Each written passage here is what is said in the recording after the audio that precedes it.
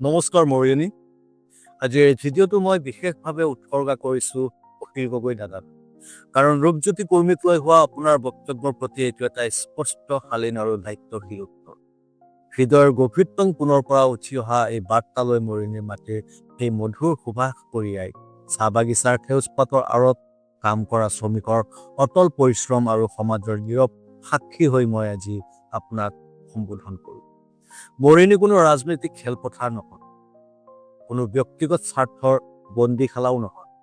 ই হৈছে ৰাইজৰ হৃদয়ৰ স্পন্দন, ৰাইজৰ সপোনৰ নিৰাপদ আশ্ৰয়স্থলী, য'ত প্ৰতিটো ভোট হৈছে বিশ্বাসৰ এটা অমোঘ চিন, এটা দৃঢ় প্ৰতিজ্ঞা। 2006 চনৰ পৰা আজিলৈকে একেৰাহে 5 বাৰকৈ মৰিয়নীৰ ৰাইজে ৰূপজ্যোতি ভূমিক নিৰ্বাচিত কৰি এই বিশ্বাসক অটুট ৰাখিছে।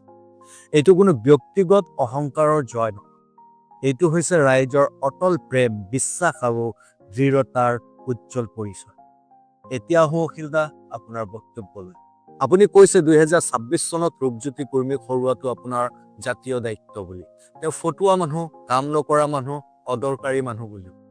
মই এই ভিডিঅ'ৰ মাধ্যমেৰে আপোনাক স্পষ্টকৈ ক'ব বিচাৰোঁ, আপুনি তেওঁক যি ধৰণে শব্দৰে আঘাত কৰিছে সেয়া আপোনাৰ প্ৰেজেণ্টেশ্যন নহয়, ই আপোনাৰ নেতৃত্বৰ স্তৰ নিজে উন্মোচন কৰে।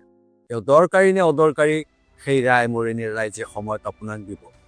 সামাজিক মাধ্যমত এটেনশ্যন পোৱাৰ উদ্দেশ্যৰে সংবাদ মাধ্যমৰ আগত এজন জনপ্ৰিয় বিধায়কৰ চৰিত্ৰ হননৰ চেষ্টা কৰি 2026 নিৰ্বাচনত আপুনি কোনো লাভ নাপাব।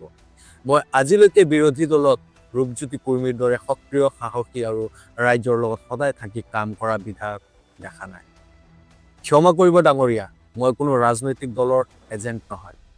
তথাপিও মই 2026 নিৰ্বাচনত ৰূপজ্যোতি কৰ্মীক সমৰ্থন কৰিম, কাৰণ মই নিজ চকুৰে দেখিছোঁ ৰাইজৰ প্ৰতি তেওঁৰ যি নিষ্ঠা, যি সমৰ্পণ আৰু যি পৰিশ্ৰম, সেয়া আন কোনো মানুহে সহজে দেখুৱাব নোৱাৰে। আপুনিও নোৱাৰিব। বেয়া নাপাব, আপুনি ৰূপজ্যোতি কৰ্মীৰ দৰে পৰিশ্ৰম কেতিয়াও কৰিব নোৱাৰে।